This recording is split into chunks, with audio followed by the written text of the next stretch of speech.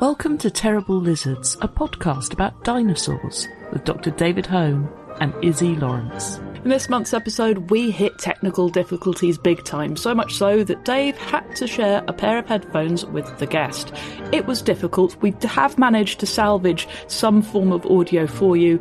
Unfortunately, the quality isn't to our usual standard. I'm very sorry about this, alas. However, it is still good, and you're going to find out all about sauropods.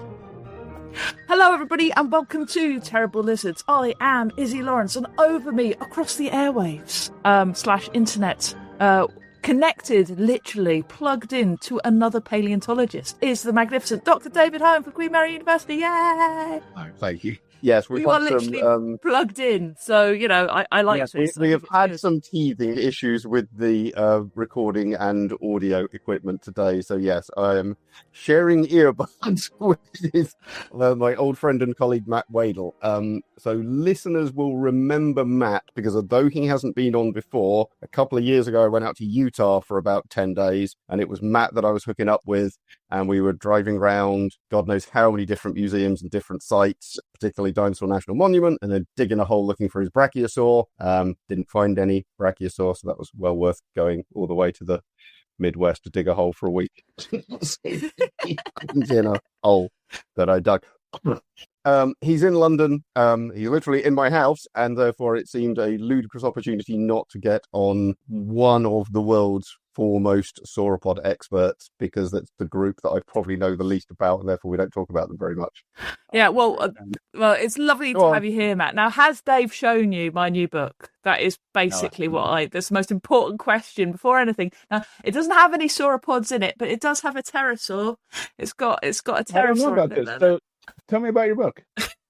Well, it is very advanced. It has real science in, and it is dedicated. It's called The Time Machine Next Door, Inventors and Dinosaurs. It's one of my Time Machine Next Door series, of which there are like 6 books and stuff, so there's loads of them. And it's Alex Sentinel. Alex has accidentally brought back a pterosaur with her, which obviously is now stuck in the present, because obviously timelines don't work in that direction. They only work, sending you back and pulling you forward to the present day. They don't work. Anyway, point is, pterosaur's stuck. She can't work out how to get it back, so she's got a thinking cap that needs charging. So she has to go and put the thinking cap on a load of really clever people's heads to try and get enough ideas to power the thinking cap to get the pterosaur back home. Boom! That is how the plot works. And it has real pterosaur facts, doesn't it, Dave? How many mistakes did you find?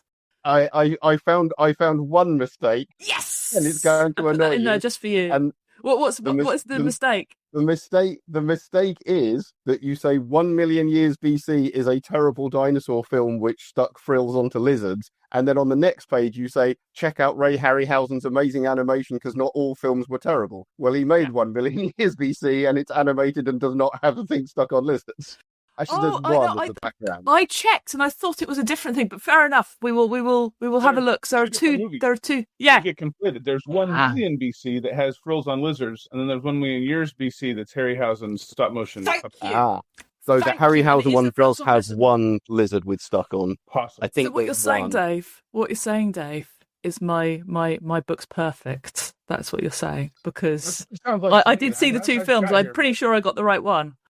So that's what the articulation on the fingers on the pterosaur were correct, which is something that goes wrong for absolutely everyone in absolutely every medium ever. So yes. Well, that's Rebecca Bagley who's illustrated it, so she's very good. But if you want to, if you're in the UK, you can buy it out on the 28th. There is a book launch, and if you go to izzy.com, ISZI.com, I'll put a link on the Terrible Lizards Patreon as well. The only other thing we have to do, Dave, before we interview Matt, is we have to plug. We're doing a little plug exchange with our good friends at some I Know Dino, which do a podcast quite similar to Terrible Lizards. I don't think they've got like the awesome paleontologists that we've got, but they keep you up to date with all the latest news on dinosaurs. And we only come out once a month now. Series 6 or 7-ish. And they've had me on a couple of times. So yeah, there has been some exchanges before. Yeah, and they're nice guys. And if you like dinosaurs, you like dinosaur podcasts. News centric. So if you want to keep up with what came out in the last month, they're really good for that. Whereas we talk about whatever random stuff filters into my brain. If Dave's got a paper out this month, we're great. So let's start with what's a sauropodomorph and what's the sauropod? All right, so Sauropodomorph is kind of to me, a new term in that it didn't exist when I was a kid, but it's the monophyletic, the single ancestor and all of its descendants group that includes both sauropods and the animals that we used to call prosauropods. I think there is still a much restricted set that are technically prosauropods, but essentially, the basal sauropodomorphs, what we used to call the prosauropods, are an array of things that start out as basically dog-sized bipedal omnivores, evolve into larger, maybe horse-sized up to elephant-sized bipedal herbivores, and they're experimenting with all kinds of body shapes and sizes in the late Triassic and in the earliest Jurassic, and they very rapidly get their act together, get down on all fours, and grow into the big four-legged giants that we all know and love, the true sauropods. And that's an interesting transition for lots of reasons, because the scope of body plans that sauropodomorphs have actually sort of contracts. They have this explosion of experimentation in the Triassic. They settle on the sauropod body plan, and all those other experimental modes of being a sauropodomorph go away. And then they're just big four-legged, long-tailed, long-necked, small-headed, bolt-feeding herbivores for the next roughly 150 million years. Other than a few that met around with that. Yeah, they don't push too hard at it, though. No. That's one of the things that I've been working on the past couple of years is sort of what are the limits of the sauropod bow plan, because you look at other dinosaur groups and they seem to be a lot more flexible. And sauropods, they're all of them, if you stand back, a couple hundred feet, you'd have a hard time telling the very first sauropod that ever existed in the latest Triassic or earliest Jurassic from the very last sauropod that existed at the end of the Cretaceous. So their shape's pretty conservative. The smallest ones were probably still close to a ton as adults. The shortest necked ones are still really long necked for dinosaurs. They're all big four-legged quadrupeds in the way that, say, theropods give you by the late Jurassic, both things like Archaeopteryx and things like Allosaurus and Torvosaurus and Ceratosaurus. And among horned dinosaurs, you get little things like Psittacosaurus and then in the late Cretaceous, Leptoceratops and big things like Triceratops. They're broadening the scope of their body plan. Sauropodomorphs weirdly over time kind of contract and just sort of sit on one really successful body plan. That was a lot. That's all right. That was cool. That was a good summary. People want information. Excellent introduction. You yourself, though, you're a sauropod rather than a prosauropod or early sauropodomorph guy. But really the Jurassic? I know you've worked on all sorts of things, but I think the late Jurassic is your real home. It is now, yeah. My career has been oddly bimodal in that for probably my first, my research in paleontology started with an undergraduate sort of one semester project. We intended as one semester project back in 1996. So I've been doing this for almost 30 years. The first roughly 15 years of my career, I was mostly working on early Cretaceous sauropods like Sauroposeidon and Brontomeris and other things knocking around, mostly in the early Cretaceous in North America. And then in the mid-2010s, I got to working in the Morrison Formation, big late Jurassic formation in the American West. And since then, I've switched almost entirely over working in the Morrison. So I've got sort of an early Cretaceous phase of my career. And then I jumped back, about 35 million years and have been solidly sat in the late Jurassic ever since. And I think it's just because in the early Cretaceous, we have a decent number of formations, the Cloverleaf, Cedar Mountain, the Antlers, Trinity. None of them have a fantastic sauropod record. Sauropods are pretty thin on the ground, and I thought they were quite fat, actually. Sorry, it's just too good. Yay.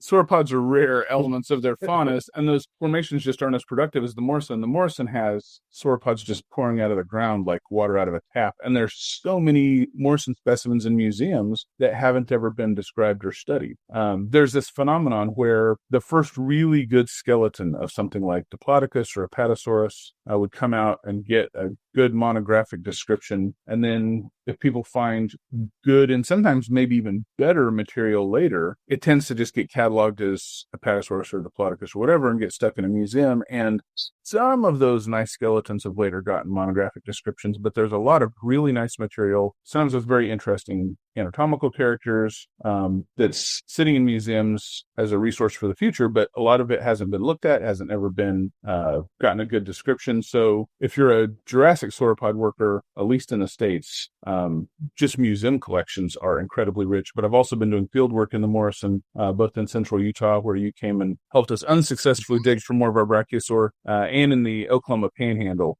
with Dr. Ann Weil at Oklahoma State University, Tulsa, digging up what turns out to be a bunch of Barosaurus material out of a fairly new quarry. And what's that like? So I was just going to mention Barosaurus when you were talking about that, because there's that. And I want to know, for the sake of the people listening, what's a Barosaurus?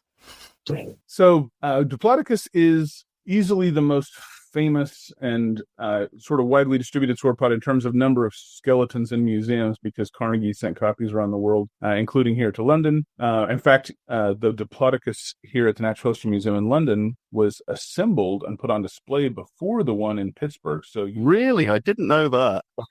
So you were the first mounted sauropod skeleton on display in the world. Wow. Barosaurus looked superficially a lot like Diplodocus with a longer neck, but when you look under the hood, Barosaurus actually turns out to be pretty weird in a lot of ways. It's way more than just a longer necked Diplodocus. One of the things that's been interesting for me in the past few years is, if you had asked me 5 years ago about Morrison sauropod diversity and how we tell things like Diplodocus and Barosaurus apart, I would have had very firm opinions that diversity is high and we could clearly tell these things apart. And in the past 5 years, what's happened is I've seen a lot of specimens that blur the lines a little. There are specimens that have individual sauropods that have a mix of Diplodocus and Barosaurus characters. And we actually look at the full spectrum of diversity that's out there in both the Diplodocus specimens and the Barosaurus specimens. It gets a little bit harder to draw a firm line between them, at least in some parts of the skeleton. One of the problems is we hardly ever get sauropod skeletons complete. So a lot of times we're working with half of a neck, or just the hind limbs and the tail, or maybe just a torso, or sometimes all the way down to just a single limb bone. So that makes it a little bit hard to make valuable comparisons. So, can I just show off and say, is Barosaurus part of the Flagelli chordata? Oh, yes, I know it a word. is. I know, it's one of my favourite words that Dave taught me. Yeah, Flagella caudata, the whiptails, that includes dicryosaurs and diplodocids. So yeah, not only is Barosaurus a Flagella caudatan, it is a diplodocid and a Diplodocine, yeah. Yeah, with Diplodocus and Tornaria kind of like right up at the very most derived tip. Is Tornaria one of the Tanzanian ones? Yeah. From Tanzania and Africa, and then Diplodocus and Barosaurus from the Morrison. So one of those elements that shows a strong faunal linkage between late Jurassic North America and late Jurassic Africa. That's cool. So going back about 5 minutes. So the reason I was going to mention Barosaurus, because you were talking about undescribed stuff, because there's that really nice Barosaurus skeleton in the Royal Ontario Museum in Toronto, which came out of Dinosaur National Monument. So a great specimen of an important taxon from one of the world's most important, famous, well-known and well-studied quarries, and no one's ever described it. Yeah, that's true. Yeah, so... if I sound a little bit wistful about that, it's because when I was at the ROM a few years ago, Dave Evans actually asked me if I wanted to describe that, and I want it to get described, but describing that thing was going to be... a lot of work. Yeah, on the order of a PhD dissertation's amount of work. Because it's 2/3, 3/4 complete? It's got a lot, yeah. Yeah. So this is the blessing and the curse of sauropods. They're massive. And the first animal that I worked on, Sauroposeidon, we only had 3.5 neck vertebrae, which we're really lucky that for sauropods, vertebrae are really diagnostic. You can tell a lot. If you had 3 vertebrae from some kind of cow, you'd be pretty... Yeah. Cow ? Might be the... Yeah. For mammals, what you want is teeth. For sauropods, there's only about 3 or 4 tooth shapes. Basically, they got pegs or they got spoons. But the vertebrae are wildly different. Yeah, there's sauropods that have kind of spoon-shaped teeth. Okay. Slightly like a very pointy teaspoon. So slightly dished with a vertical root. Not the stick bit though, just the head. Because you got the root sitting in the jaw, but then the actual tooth crown looks like a small teaspoon if it was quite pointy, and it does dish out the back and in the front, so to speak. Weird. It's Yeah. weird. Yeah. Sorry, I They all start out interrupted with- because I got. kind of spoon-shaped teeth, but then repeatedly over sauropod evolution, they evolved towards having what we call peg-shaped teeth, which kind of just looks like somebody stuck a bunch of pencils in Yeah. the jaw. But not pointy, like sheared off. So not even like a sharpened pencil, like an unsharpened blunt pencil. And they could replace them very quickly. So as mammals, we're used to the idea that most of us mammals get baby teeth and grown-up teeth, and that's it. You're done. Diphyodont. We get 2 sets of teeth in our lives, and we're done. Reptiles are replacing their teeth, and most non-mammals are replacing their teeth all the time. And I think that most extant reptiles replace their teeth about annually. Okay. But for dinosaurs, like we Believe it. know, because we can look at, there are development lines in teeth that you can use to track that are like, I think that maybe you're laid down daily. Yeah, they're daily. Yeah. So if Because that's how they dated the embryo stuff. Because you got the tiny lines on the embryonic teeth. So T-Rex, I think, was shuffling out a set of teeth every 2 years. Sort of the default for dinosaurs is probably about 1 set a year, but a lot of sauropods really ramped that up. So they're getting through a whole set of teeth every 2 or 3 months. And then I think Nigersaurus is maybe kicking through a whole set of teeth every month, every 3 or 4 weeks. Wow. Yeah. And it has so many little tiny teeth so at any one time you've got the functional tooth and you've got a few teeth stacked up behind it waiting for their turn, kind of like an escalator of teeth. And so I think at any one time Nigersaurus had something like 600 teeth in its mouth, Whoa. of which maybe 100 or fewer were actually functional and the rest were waiting their turn. But that's going to take a month, and then you're on the next set. Yeah. Yeah. What We was were it talking about eating- diagnostic vertebrae. What was it eating rocks? I mean, why do you need that many teeth? So it has a really small, really delicate skull, and its jaws are almost flat. And so it looks like They stick out, so it's almost like a Hoover extension. the mouth Like actually a gets vacuum wider at the front. Yeah. So probably cropping something soft and low to the ground. Like that was, Soft or hard if they're replacing it? Because if it's that soft, surely the teeth aren't going to wear. if it's really gritty though, like Ah, maybe they're eating, I don't know. Horsetails. There wasn't grass at that time. Yeah. There was, it might have been horsetails. Something like that. It's Okay. what got So- rid of a lot of pharaohs in ancient Egypt is that they wore Oh. away their teeth. Yeah, so A Akhenaten's lot of dad. silica.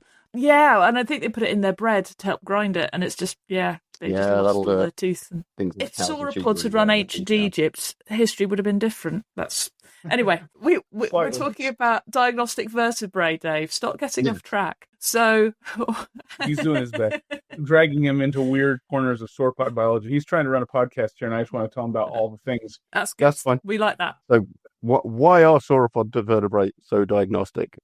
It's because sauropods, like birds, had air sacs and pterosaurs, right? And theropods. Yeah. The The important things. Then we'll go back to birds sauropods. and other Yeah. theropods had an air sac system, so they breathe very differently than the way that we mammals do. Our lungs are all little tiny sacs. You breathe in, you fill the sacs, you breathe out, you empty the sacs. The lungs in birds are set up as tubes, and they have air sacs in front and air sacs in back. So when they breathe in, air flows through those tubes. So they're not just relying on sort of diffusion of the air sitting in the sac. And then when they exhale, fresh air that bypassed the lungs and went into some of the air sacs now goes through the lungs as well. So they get fresh air blown through the lung, both when they inhale and when they exhale. And because the air is always moving through the lungs, they can shunt the blood, cross current or counter current. So birds can extract a lot more oxygen from the air than can mammals. Any given bird can extract about 2.5 times as much oxygen from a breath of a similarly sized mammal. Wow. So the Exactly.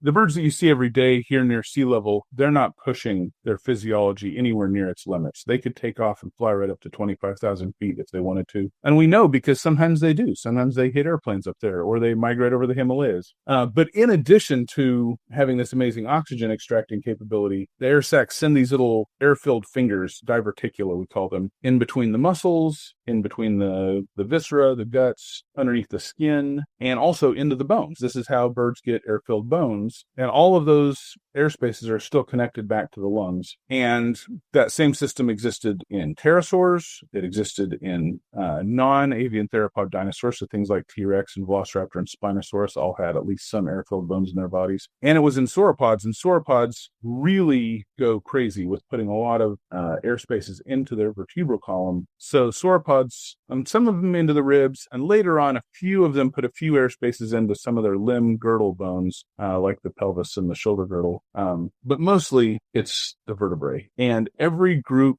seems to do a little bit differently. So brachiosaurs and diplodocids and titanosaurs and mamenchisaurs, their vertebrae end up looking similar, but with these sort of clade-specific differences in the way that they've pneumatized things. That's what we call it, the process of the air filling the bone as pneumatization. And so you end up with these really Baroque-looking sculptural artifacts of the interaction of the air sac and the bone. And the vertebrae can be, in something like Sauroposeidon, the vertebrae are about 90% air by volume. So a big neck vertebra of Sauroposeidon would be 4.5 feet long, 1.25 meters. But in life, if you took all the flesh off, it'd probably only weigh about, 15 kilos, 30 pounds. You could chuck it across the room. Yeah, which is just extraordinary. And these things look beautiful. I mean, obviously, podcast, we're not exactly in the right medium, but Google sauropod vertebrae, or more accurate, and we will put a link to this. Matt is one of the authors of a blog that's still running called Sauropod Vertebra Picture of the Week, though it rarely runs weekly now, and it doesn't often contain sauropod vertebrae. But if you scroll back a few years, there was definitely a window where there were weekly sauropod vertebrae, and you can see just how extraordinarily, diverse and different these things can be. And it is almost like fractal drawings of a hole within a hole, or a plate attached to a plate attached to a plate attached to a plate in all slightly different angles, and so it forms like weird spirals and patterns.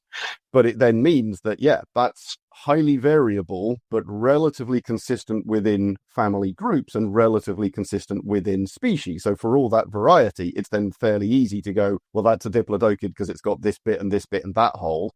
And then within that, it's probably Barosaurus or Diplodocus because it's got this bit and this bit and this bit and that hole between them. Yeah, sauropod limb bones can be surprisingly hard to identify. Yes, it's just a block with a knob at the end. Not even that. Just not even, some of them are just flat. Like cartoon bones. They're skinny in the middle and a little bit fat on both ends. And literally that's about the extent of it. But going back to what I think you were going when we started this about 10 or 12 minutes ago, the reason describing a whole sauropod skeleton is difficult is having just done a couple of pterosaurs, like the dorsal vertebrae, so the main bit of the back and the neck actually similar. Like the front ones are usually pretty short and the middle ones are quite long, and then the end ones, the neck, are quite short again, and then the back are all kind of even, and they all just look more or less the same. Like some are a bit bigger and some are a bit smaller, and maybe the one down the back have a bit wider expansion at the top of the neural spine, or maybe the curvature of the lateral processes is a bit bigger or a bit shorter. But you can describe that fairly easily by going, okay, this is what a basic dorsal vertebrae looks like. It's got this, and this, and then it's got a few more features, or it's a bit more exaggerated in the front of the series, and at the back of the series, they're a bit simpler. Job done. Every single sauropod vertebrate is different down the whole series. And there's a hell of a lot of them because you've got, 20, 25 in the neck, and then another 15 or 20 in the torso, and then the base of the tail is quite varied. Usually, I think in the neck is 19, so like 13 to 19 in the neck, 9 to 13 in the back, and then the tail can be anywhere from 40 to 80 something. That'd be more 72. I think we checked it the other day. I think 72 is the most. Oh no, 82. Yeah, 82 is the most known. And the end of the tail is pretty simple, but it means that, when I could describe in real detail an entire pterosaur neck in a couple of pages, if I really went to town on it, and I probably wouldn't need to, you might do one vertebrae in that. Yeah, a lot of the classic monographs will take the vertebrae, especially in the neck, like 2 or 3 at a time. The basic layout of the neck vertebrae will take a page, but then 3, 4, 5, 6, 7, 8. Exactly. Then they'll elaborate on the specific vertebrae or little sets going on. But it's pretty amazing. A lot of the classic monographs will have, I don't know, probably like 15 or 20 pages on the vertebral column, and then you get to the limbs, and they're blipping through the limbs in no time because they're just blobs. So it's a lot of work is the short version, which is why describing a whole Barosaurus is not something you're going to do that. And then I described a couple of pterosaurs like in an afternoon, because when the vertebrae, and particularly the skull, are like smashed up and you can't see very much, it's limbs. And yeah, the pterosaur limbs are all simple and they're all the same. So you just measure them. You're kind of done. It's not a lot. So just out of curiosity, because I think a lot of listeners who aren't scientists, and when you say describe, we sort of imagine you just write a paragraph saying it's kind of big and there's this and that. Is there some sort of system that you go through? So presumably, are you just describing the actual fossil in front of you, and does that include where it was found, what material it's in, and all of that as well, or is it just the dimensions? So for like Sauroposeidon, we had a section on, and that's pretty typical. We have a section on like the geology and taphonomy. So the rocks where it was found, what we know about their ages, and something about, so taphonomy is the study of how animals come apart when they die and get buried. Basically everything that happens from the moment the animal croaks until we dig it up is covered under taphonomy. So was the carcass pulled apart by predators? Was it dispersed by running water? Can we tell?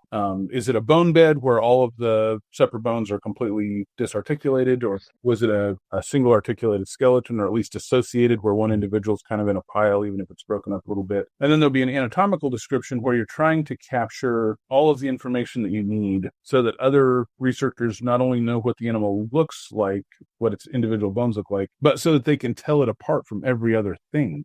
So that undergraduate research project that I started back in 96 with Rich Stefelli, it was just my sheer dumb luck. I got lucky in two ways. One, all of his graduate students were busy with their own projects. I got lucky in three ways. Two, nobody suspected that what we were working on might prove to be a new dinosaur. And three, there wasn't very much of it, just 3.5 vertebrae. But that was actually, I went down to Rich Stefelli's office when I was about halfway through my undergraduate degree, my bachelor's in zoology at the University of Oklahoma. I threw myself in a chair. I said, I'd like to do an independent study with you. And he said, well, we've got these big vertebrae from Southeast Oklahoma. We should come up with at least a family level identification. And so we literally thought it was going to be a 1-semester project. We'd, decide that they were Brachiosaurid or Titanosaurid or something like that. Maybe do like a 1 or 2 page little note someplace. And after working on them for about 6 months, we kind of jointly realized that this is probably a new dinosaur, and it is probably diagnosably distinct, meaning that if we do our homework, we could name this thing as a new taxon. And then that turned into 3 more years of work that was mostly me going around to various museums, doing my comparisons and making sure that it wasn't the same as something that had already been named, because that's pretty embarrassing if you put a name on something and it turns out somebody had already named the same thing 10 years before, or in the case of sauropods, sometimes 100 years. So that's the animal that we ended up naming as Sauroposeidon in 2000, but it grew out of a 1-semester undergraduate research project. I just happened to stumble into the best one ever. Nice. Why do you call it Poseidon? What's the story behind it? So everybody knows Poseidon as the god of the sea, but Poseidon was also the god of earthquakes. Oh, and earthquakes. And horses. Yeah. And why horses? Because horses shake the ground. And I think possibly also because waves shake the cliffs when they hit them. So I think all those things kind of tie together. So naming dinosaurs is an interesting thing. I'll be curious to hear what your experiences are, Dave. But every time I've gotten to name a dinosaur, you come up with a long list of potential names, none of which we end up using. It's just sort of like training your ear so that when the right one comes along, when lightning strikes, you're like, all right, that's it. So I probably came up, I still have my old notebook from that undergraduate research project. There's a page with like 20 names that we didn't use. And then I was actually flying out to Montana to do field work in the summer of 98. And I was reading Mary Renault's book, The King Must Die, about Theseus. And in the book, his patron god is Poseidon Earthshaker. And I was like, whoa, Poseidon Earthshaker? That's rad. Ding, ding, ding. Poseidonosaurus? Nope, that sounds stupid. Sauroposeidon? That sounds awesome. So I get off the plane, go out to the field camp, say to Rich, hey, I think I got a name for the critter. And I propose it to him. How big is this thing? This is like a big brachiosaur, one of the big sauropods. Yeah. So the longest neck vertebra of Sauroposeidon is 1.25 meters. Whoa. And the largest neck vertebra of Patagotitan is about 1 centimeter or 2 shorter. Yeah. So Sauroposeidon's in the same class as things like Patagotitan and Argentinosaurus. Wow. So so Rito, which traditionally means like mice and big bugs and little things. I use critter very broadly. Presumably they started I mean, off life. smaller. Yes, presumably it started smaller. Yeah, probably something like a rabbit-sized hatchling. Which Yeah. is one of the interesting things about sauropods is you go from something that hatches out of an egg that when it hatches might weigh like a kilogram or two, and then by the time it's fully adult might weigh 100 tons. So 100,000 kilograms. That's a five orders of magnitude. Yeah. In one lifetime. That's insane. That is insane. Yeah, it is. And independent. I mean, that's the other thing, because there's, because you have things like marsupials that like generate a suit, technically are birthed as a underdeveloped, embryo. Or jelly bean. Kangaroo jelly bean. Right. But they don't, they're a fraction of the size, they're literally baked bean sized, which if it's coming out of a red kangaroo is, probably 10,000ths of the size. Yeah. But it's not coming out and doing anything and being independent until it's a hefty size. Going back to your question, when I name stuff, so my approach is pretty different. So I will try and come up with a bunch of English words that I think are going to be useful and important potential describers, not including the obvious things like saurus if I'm working on dinosaur, or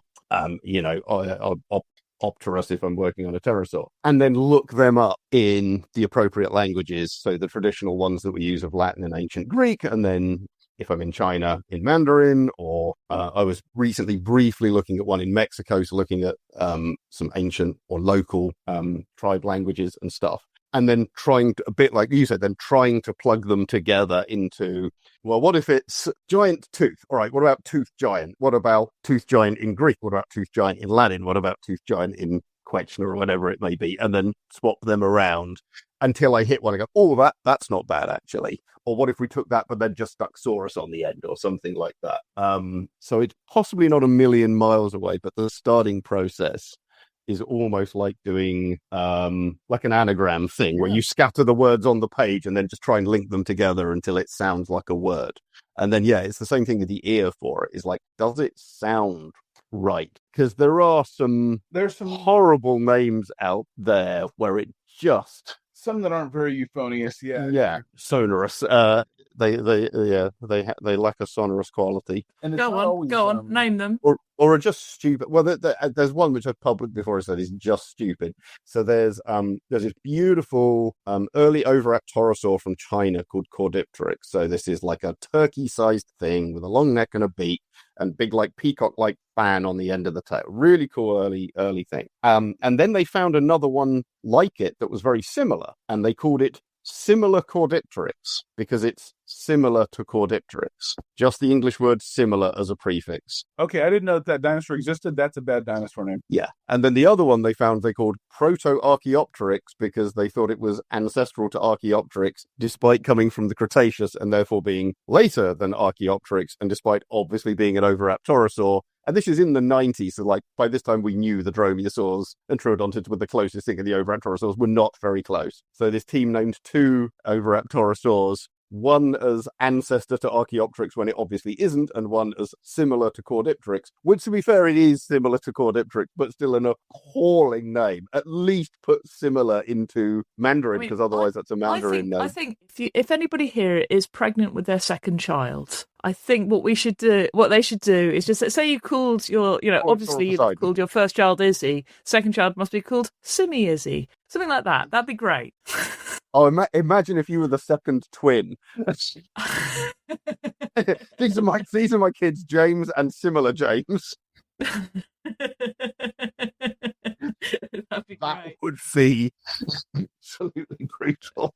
And you never know where these names are going to come from, because when Mike Taylor and I were working on what became Brontomeris, we were kicking around all kinds of names. And then I was having a phone call with a colleague, and we were talking about, at that time, the Sauropodmorph, kind of a proto-dinosaur named Dromomeron, which means running femur, had just been described. And Brontomeris, we didn't have the femur, we had the ilium, the pelvic bone one of the pelvic bones that the femur articulates with, and it was huge. It had a huge muscle attachment space. So we knew that the thigh of this thing was really gigantic proportionally. And I just kind of jokingly said, well, if Dromaeomeron is running femur, then Brontomeron would be thunder femur or thunder thigh. And it turned out that the more correct explanation that was, or the more correct version that was Brontomerus, but Brontomerus literally means thunder thigh. So sometimes we play around a little bit. That's good. I like that. Thunder thighs is an excellent name for a dinosaur.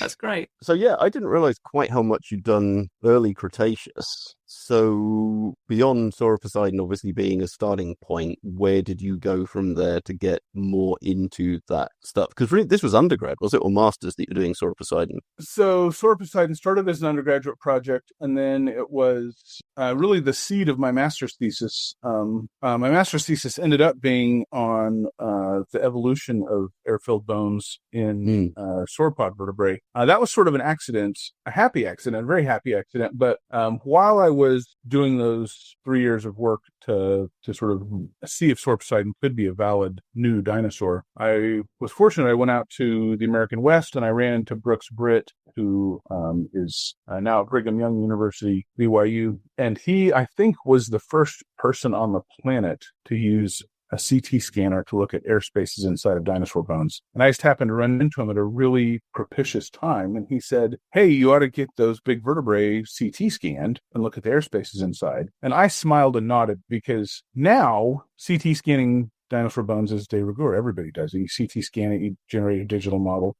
Back in the 90s, nobody was doing this. And I was an undergraduate, and I was like, dude, I don't have the juice to get this thing CT scanned. But he was, sort of an unofficial mentor. So I just smiled and nodded. I got back to Oklahoma. I mentioned this to Rich Cifelli. Oh, hey, Brooks Britt says we should CT scan those bones. And I promptly forgot about it. And fortunately for me and for the arc of my career, Rich did not forget about it. And about 6 months later, he said, hey, are you still interested in getting those bones CT scanned? And I said, heck yeah. He had been at a big university function, and he was sat next to the director of the university hospital, and they got to talking, and they worked out a little handshake agreement where we would get free CT scanner time on the weekends when they weren't busy, and the hospital would get free publicity whenever we published. So we hauled the Sauroposeidon vertebrae down there in January of 1998. We CT scanned them. Immediately we saw a complex of little tiny chambers, like honeycombs of little spaces, thin-walled air spaces throughout the vertebrae. We're like, that's cool. What do we have to compare it to? We didn't really have much of a basis for comparison. And another lightning strike of luck is that at the hospital we met Kent Sanders, who's a radiologist, but he had worked with Juan Langston, a famous paleontologist, down at UT Austin, University of Texas at Austin, when he was an undergraduate, and he'd worked in the paleontology lab, so he knew something about what we were working on. So he came to the radiology reading room and helped us interpret the scans, and then collectively Rich and Kent and I realized, hey, wait, now we've got a museum collection full of dinosaur bones in Norman, Oklahoma. We've got a CT scanner that's free on Saturdays up here in Oklahoma City, just 20 miles away, 30 miles away. And I'm willing to drive stuff back and forth. So for most of 1998, on Saturdays, I'd drive down to the museum. I'd fill the trunk of my car with dinosaur bones. I'd drive up to Oklahoma City. Kent and I would spend the entire day scanning. And originally, we were just doing this to get a basis of comparison for the Sauroposeidon project. And then after we were a couple of years in, the thing that I thought was going to become my master's thesis kind of fell through, and I was looking for the project. Then I realized, I've sort of accidentally backed into having the largest collection of CT data on sauropod vertebrae in the world at that point. And one of the things, so Brooks Britt had not only suggested this project to me, he led the way, because in his dissertation was on air-filled bones and basically all kinds of extinct things, pterosaurs, sauropod dinosaurs, theropod dinosaurs. But at the time that he did that work, there weren't any good phylogenies for sauropods, so we didn't know about their relationships. We had these different families. We didn't really know how they connect. And just in the couple of years that I'd been doing it, good phylogenies had been published. And so now I could take all of this information that I had, take other things that have been published in the literature, and I could put it into a phylogenetic framework and actually talk about air-filled bones in sauropods in an evolutionary context. So that became my master's thesis. So then most of my career since then has been working on air-filled bones in dinosaurs and birds. And I haven't really worked on pterosaurs. Well, we've got that one thing that you sent me to look at when I was in LA last, which we were trying to work out the date. It was like 2017, maybe? 2018, I think. 2018. And Matt was, we're not going to give it away, sorry. But Matt was like, I'm working on this project, da-da-da-da-da. Do you think this might be in pterosaurs? And I was like, maybe, but I might LACM, where they've got a really nice pteranodon that I know they've got and that I'm supposed to be seeing next week, I'll take a look. And yeah, lo and yes, just like that one, but a little less furry and a little harder in the bone bit. So yes, I was then able to look at these pteranodon vertebrae the next week, and lo and behold, yeah, the exact feature Matt was looking for was really obvious, and indeed it had been mentioned. So Chris Bennett, who I'm sure I've mentioned more than once, who's I think the best pterosaur anatomist there has ever been, had certainly mentioned these features and gone, kind of, that's a bit odd. I wonder what that is. So we're certainly not the first to even spot them, but that's, I think, turning into a bigger project, which Martin and I talked about yesterday. And I think you said in the next 2 or 3 years, we might get round to starting it. So it's, oh God, it's on the perfect timeline compared to I finished a project this year. I started, I think, 16 years ago. This is a problem with paleontology, because you're so used to like dealing with time in millions of years. You're just like, it'll take us 5 years. That's fine. 100 million. Yeah. Exactly. That's virtually the next 2 minutes. That's something that I've said to colleagues, and colleagues have said to me is like, well, the bones waited for 150 million years. It has to wait for 2 or 3 more years. That's really nothing. Yeah. The problem is 2 or 3 usually turns into 10, and then 10 becomes 12, and then it starts to get embarrassing. Well, there's just so much to do. I think this is something that your listeners are probably familiar with, but a lot of people are not, is just the fact that the paleontology is very, very far from being a completed project. The pace of discovery of new animals. When I was a kid, growing up in the 80s, at that time, maybe 2 or 3 new dinosaurs are being described a year. And now it's often between 30 and 60 new dinosaurs a year. Yeah. So just keeping up with all of the ones that have been named in a given year is a real chore. And very frequently people will mention dinosaurs to me that I've never heard of, like similar Caudipteryx. In that case, I might try to forget that one. But it's an exciting time to be a paleontologist, because not only are we discovering lots of new animals, but we're getting, just within my lifetime, the things we've learned about the lives of dinosaurs and pterosaurs and other Mesozoic animals, the kinds of data that we've gotten, things that I would have predicted heavily against, like burrowing dinosaurs, I did not see coming. None of them are shaped like burrowers. Yeah. So there are not, I wrote about them in one of my books, and I said it's kind of odd because, we didn't really have burrowers and we didn't really have climbers. But of the two, if they were out there, burrowers I'd expect to find, because climbers are by definition in trees and therefore in forests, and that's not a good place for deposition. And you're probably small, which is then very bad for being buried and being found. You're probably light, you've got thin bones. Yeah, right. Whereas a burrower, well, even if we didn't find the dinosaur, like there's plenty of fossil burrows in the world, loads, and a burrowing animal should be underground. So when there's a nice flood or something, it's going to bury it in situ, and you should get whole, complete skeletons. And I think the ones we've got, there's the thescelosaurs, really. I mean, this goes back to the classic, like, semi-aquatic problem. They're burrowing in a technical sense in the fact that they have dug a hole and sitting in it. But it's not like they're moles or mole rats or golden moles or marsupial moles or even badgers. They look, but I got thinking, well, I have always had coyotes around me. I grew up in Oklahoma, and now I live in LA, and I see coyotes on the street, and coyotes make dens in the ground. They dig holes, but dogs don't look like badgers or moles or anything. Yeah. So it was a useful reminder to me that that things can have behaviors that then obviously match the anatomy. Yeah, absolutely. Yeah. Goats are amazing climbers. Yeah. At least they got the diddy feet, which if you look at something like Klipspringer, then at least you have a kind of extant model for that almost. But yeah, I mean, you just see videos online of things like, huskies or Alsatians just left in the back garden, and in an afternoon they can dig a surprisingly big hole. So if 3 or 4 of them really go at it for a week, of course they can dig a hole that they can sit in safely underground. Yeah. But I wouldn't. So there's, I guess that's the difference between, again, I wrote about this in my Uncovering Dinosaur Behavior, but like that difference between behavioral capacity and adaptation. Like, we as humans are really not adapted to climbing. If anything, we're adapted for long distance running. But we climb really quite well because we've got opposable thumbs and fairly long, strong arms than our ancestors were. Yeah. So I think probably quite a few dinosaurs were decent at digging holes, but there's also a reason that alvarezsaurs aside, that alvarezsaurs are doing something slightly weird. We don't have dinosaurs with suites of characteristics, whereas you look at an armadillo, an aardvark, a pangolin, armadillo, and they all have the same traits in the elbow and in the neck and in the claws and in the hand and actually in the vertebrae and even in the pelvis, because they're all doing more or less the same thing in the same way. We're not seeing that. Thescelosaurs are like at the edge of moving towards that. So this is something I've got really interested in the past couple years, is the things that dinosaurs didn't do.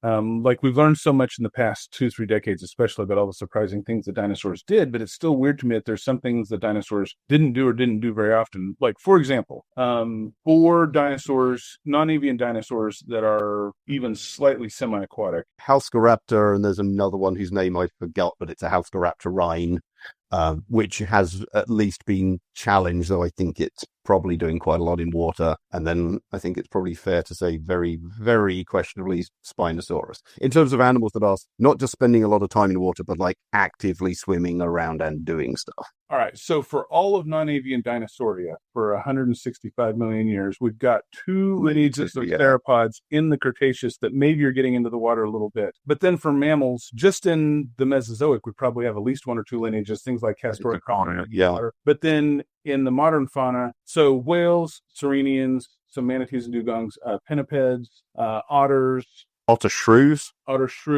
beavers, muskrats. I don't know if beavers and muskrats did that independently, but it seems to hop into the water. And Ricali, the Australian water rat. Oh, yeah. So mammals are, and there's probably some that we've missed. Mammals are hopping into the water right and left. You can't stop mammals from, aquatic sloths. Oh, yeah. And the not Desmostalians, or Desmostalians. What are the big Cuban and Caribbean cow-like, hippo-y like things? I mean, water buffalo. No. Now I'm going to Google it. I think they are. Water buffalo do go underwater. Oh, yeah, Desmostalians. Yeah. They're all around the Pacific Rim. Yeah. So then you got them. So like 10, 12. And that's before you even get into stuff like capybara and chevrotin and tapir, which are probably closer to what things like spinosaurs are doing. So semi-aquatic, but at the real kind of, they swim a bit, but not really. What are the mammals that makes them so eager to get into the water? And why? So with the exploitation of resources at the shore's edge being such a big deal for modern faunas, why are non-avian dinosaurs not exploiting that, or at least not exploiting that in a way that's turning out much in the way of anatomical adaptation? Well, and the other thing is, it's not like reptiles didn't do this. So it's not like mammals can do it and reptiles can't, because there's, a dozen lineage of properly marine reptiles between your plesiosaurs, your ichthyosaurs, your pachypleurosaurs, your thalattosuchians. Multiple invasions. Right. Well, and the one that really gets me is the Hesperornithiforms. Yeah. The birds did it. So birds proper immediately went, sod flying, I'm going to turn into a giant grebe and swim and live almost exclusively in the ocean. But non-avian theropods failed to do this in 140 million years. Yeah, and so what the hell? So for your favorite critters, pterosaurs, we've got several pterosaur groups that are, all right, so they're not swimming, they're not penguins, but they're clearly taking advantage of resources in marine or freshwater environments. So it's almost like reptiles are great at getting into the water. As soon as we cross the dinosaur bird transition, birds are great at getting into the water. Off on this other branch, mammals are great at getting into the water. What makes non-avian dinosaurs so bad at getting into the water? That's weird, isn't it? Yeah. I mean, the Victorians, going back to sauropods, the Victorians, there's loads of illustrations of them thinking that the sauropods had these long necks because they were in the water. Yeah, they did think that. A lot of sauropods were probably ace swimmers just because they're big animals. Like, not a lot of people know that elephants swim well out to sea past sight of land. Elephants have been sighted 20 miles off the coast, not in any distress, just paddling around, because when you're the size of an elephant, if you want to go for a swim, maybe you swim 20 miles out to sea because you can. And elephants are really good island hoppers. In sort of biogeographic terms. So we find elephants swimming out to islands, getting stuck there and evolving into dwarfs all the way down to like dog-sized. Happens over and over and over again. There's probably half a dozen examples, I guess. I only know of a couple, but I'll take your word for it. Well, there's 1 or 2 in the Mediterranean. There's the dwarf island mammoths in California. The Wrangel Island mammoths were small. There's dwarf stegodonts in Indonesia. I didn't know the North American ones. Yeah, okay. So, and we find dwarf sauropods on islands. Yeah, Magiosaurus. Oh, no, that's not. That's Oh, it is. Yeah, so we got Europhosaurus is the one I was trying to think of. Yeah. dwarf brachiosaurs in Germany in the late Jurassic and dwarf titanosaurs in Romania in the Cretaceous. So sauropods were getting to islands and then getting dwarfed. So I think they're probably good swimmers, but I don't think they were spending a lot of time in water because they're just not built like water animals. They've got long, narrow legs. They've got small feet. We know that they could get stuck in the mud. Sometimes we find mud-mired sauropods. At Howe Quarry, they found a layer of just tons and tons and tons of disarticulated, separated sauropod vertebrae mixed in with lots of allosaur teeth. And then below that, they found sauropod limb bones articulated vertically. So it looks like a whole herd, Diplodocus or Diplodocids anyway, got stuck in the mud. And as soon as it was firm enough, the allosaurs just kind of looked and wiped them out. Yeah, that would have been unpleasant. At Tindagru, in Tanzania, there's a giraffe titan, big brachiosaur, forelimb buried vertically. Yeah. It's found buried vertically in the sediment. So we know that sauropods with their little tiny feet and their massive weight could get stuck in the mud terminally. Yeah, if they were swimming a lot, those toes would spread out. Yeah. There's some suggestion that maybe short-legged fat things like the Piscicillocadia might have been paddling around in ponds, but I don't know how seriously to take that. We find lots of sauropod footprints in, what were beaches or carbonate platforms. They're moving through muddy environments, but I think if you're a sauropod and you have to get from point A to point B, a forest is kind of a wretched place to have to track through, and a beach is probably great. So Yeah. But it's that one thing I've muttered about as well, which is once you become a big animal, by definition, you have to move around in a big area. If you're moving around in a big area, you will hit multiple environments. Yeah. The world is not usually yes, obviously there's things like the Congo and there's things like the Sahara, but at a more discrete level, the world is not just divided into, I'm thinking of like Tolkien or fantasy-like maps where it's like, here's the forest, and then it stops, and then here's the plains, and then that stops, and then you get the mountains. And it's like, no, there's some hills, and there's some foresty bits, and then the river runs through it, and so there's a lakey bit, and then it's all a bit swampy, but then it kind of swamps into the foresty. Right, so if you're an animal that size and that scale, of course you'll move through every different... And as a species, you will, because these things are going to be continent-covering lineages, so... Yeah, you're sort of forced to be all-terrain in the way that something that has a much more limited home range might be able to specialize. Yeah, you can't be a specialist. Yeah. To a degree, you can. Even now, you look at lions, and there's like lions in Botswana living in chest-deep swamps. And then really not very far away, you've got lions in Namibia in a coastal desert sleeping on a sand dune next to the sea. And those things are like 500 miles apart. And that's before you get into, classic savanna and all the other weird places that lions end up. I mean, I'd go with foxes, urban foxes versus rural. Yeah. Okay. It's funny you should bring that up because I came to Dave's flat here in London and having never seen a wild fox in Britain, despite my many visits, looked out the back window and saw one in his garden within 2 minutes. You mean you'd put your bag down and there's like there's a fox running along the wall. Very excited for me. Anytime I see wild canids in a city, I get excited. You made a really good point, Dave, earlier about forests not being a great place to be fossilized. And so this is something that I think about too is... Are we not finding the forest-dwelling sauropods? No, it's more like just what are... I think there is so easy to slip into sort of this naive perspective that we can read the fossil record as just sort of a straight record, straight relative of what happened, without thinking about the fact that some environments are going to make fossils really easily. Some environments are going to fossilize more rarely. Some environments are never going to fossilize because they're erosional surfaces. Yeah. And similarly, like in our theropod bite mark paper, if there are life stages of things that are getting taken out, like theropods are probably really good at taking a baby sauropod or even a juvenile or even a subadult and processing it by eating it until there's nothing left, like bones and all. So those animals that get eaten completely aren't going to make it into the fossil record. So this is something that the farther I get into paleontology, the farther I get into my career, the more I'm realizing that we can't read the fossil record naively. We have to think really hard about what we're seeing and what we're not seeing. So if somebody said, we don't have any, like really good examples of like mountain climbing dinosaurs, I'd be like, well, sure, maybe they didn't exist or maybe just mountains don't preserve. That's one of the things that I'm interested about the absence of semi-aquatic or aquatic dinosaurs, because that's a fantastic environment. Yeah. Presumably we're over-representing those animals and under-representing more terrestrial or upland critters. Well, that's at least not to derail this into a Spinosaurus discussion, but that is one of the questions of, given how incredibly numerous the chem fossils are, are. And yes, I know it's very, very weird because there's loads and loads and loads of commercial exploitation and yada, yada, yada. But there's thousands and thousands of teeth coming out. If these animals are 15 plus meters long and living almost their entire lives in the sea, as some have, in the water, as some have argued, in an environment that's actually generally otherwise missing a lot of super large predators which might break up and destroy skeletons, why have we not got dozens of complete articulate Spinosaurus skeletons like we have for a lot of other big Cretaceous animals? Yeah, fair question. All right, so Matt, you've got this blog. Is there any other way that people can find you online? And because obviously the best place to find me is at the blog SVPAL, Sauropod Vertebrate Picture of the Week. I also have a book. If we're quimping books this episode, so there's Matt's book that he did with the amazing artist Mark Hallett, who's real known to be a star. I have a Mark Hallett original sauropod painting in my office.